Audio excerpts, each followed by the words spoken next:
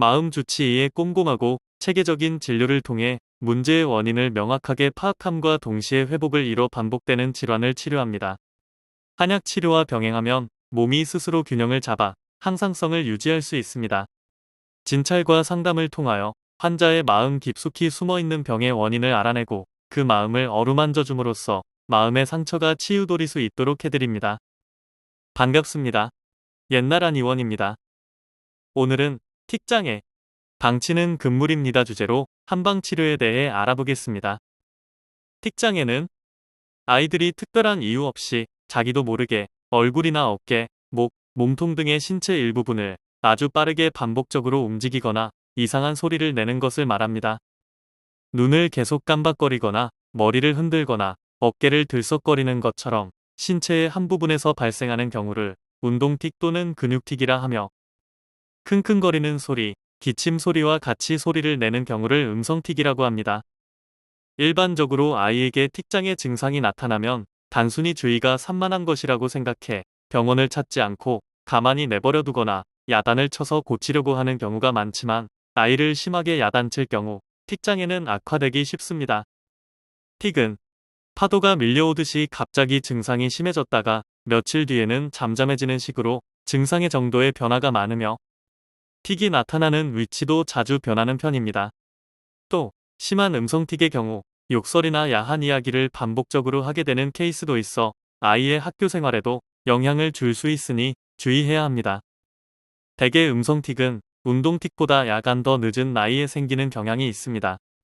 틱장애는 틱이 1년 이상 지속되었는지 여부에 따라 만성 틱장애와 일과성 틱장애로 구분하게 되는데, 만성 틱장애 중에서도 운동틱과 음성틱이 함께 나타나는 경우를 뚜렛장애라고 따로 구분하여 부르고 있습니다.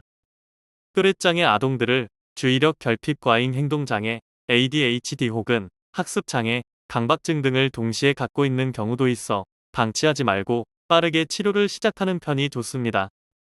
틱은 의지적인 힘으로 어느 정도 참을 수는 있습니다. 그러나 참고 있는 동안 긴장도가 높아지면서 불안이 더해지게 되고, 이는 더 심한 틱으로 이어지게 됩니다. 틱장애는 치료받아도 재발이 쉽고 완치가 어려운 편이기에 부모가 아이를 대하는 태도를 바꾸는 것이 무엇보다 중요합니다. 옛날 의원에서는 틱장애로 일상생활에 지장을 겪는 아이들에게 감이 귀비탕, 업간산 등과 같은 한약을 처방하고 있습니다. 약과 함께 체질에 맞는 식이요법을 병행하면 더 좋은 결과를 기대할 수 있으니 참고하시기 바랍니다. 또한 틱장애의 주된 원인은 긴장과 불안이기에 부모의 태도 여하에 따라 비교적 빨리 치료될 수도 있습니다. 혼내거나 벌을 줄수록 아이들의 주의는 점점 더 이 병에 집착하게 되면서 오히려 역효과를 거둘 수 있습니다.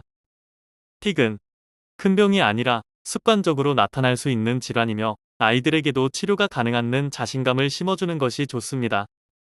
강남 압구정 지역에서 40년이라는 긴 시간 동안 다양한 환자들을 만나고 있는 옛날 한의원 조홍건 원장은 틱장애뿐만 아니라 화병, 공황장애, 강박증, 사회공포증, 수면장애, 조현병, 우울증, 조울증, ADHD 등 다양한 신경정신계 질환을 진료하고 있습니다. 고치기 어려워 보이는 틱장애도 근본을 알고 치료한다면 충분히 좋은 결과를 기대할 수 있으니 더 늦기 전에 옛날 한의원을 방문하셔서 틱장애 치료를 시작하시기 바랍니다. 옛날 한의원은 1983년 개원 이후 지금까지 서울시 강남구 압구정역 5번 출구 극동빌딩 B동 7층 현 위치에서 진료를 계속해 오고 있습니다. 예약 문의는 02544-2204입니다.